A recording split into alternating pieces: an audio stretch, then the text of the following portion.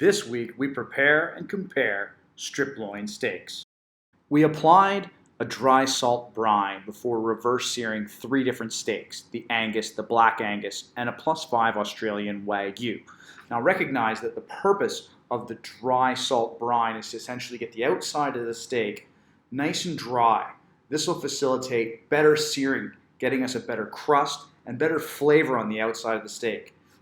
The steak is also going to be more thoroughly seasoned throughout as that salt penetrates the meat.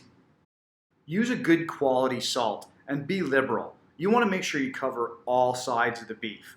At the same time, you're going to want to make sure it's a thicker cut. A thinner cut might dry out a little bit. Okay? Remember that the salt brine is drying out the outside so we can get a good sear. Just 24 hours later and you're going to get a much drier, darker looking steak without having sacrificed any of the moist juices on the inside. For an even cook and tender results, we were sure to rest the steaks for 30 minutes to an hour, giving them time to come up to room temperature. A relaxed steak is a tasty steak. Steaks need to come out of the oven about 10 degrees shy of your desired cooking temperature. The reason is because it'll come up another 5 degrees while they're resting and another 5 degrees on the sear. A piping hot pan. Look for the smoke and listen. If you don't hear it, you don't sear it. A colorful, flavorful crust is going to hinge on how well you keep the heat and the sizzle in that pan. Look to that smoke and listen for that sizzle. Sear all sides of the steak. Especially with a striploin, you want to ensure that you turn down the strip, that lovely bit of marbling along the side.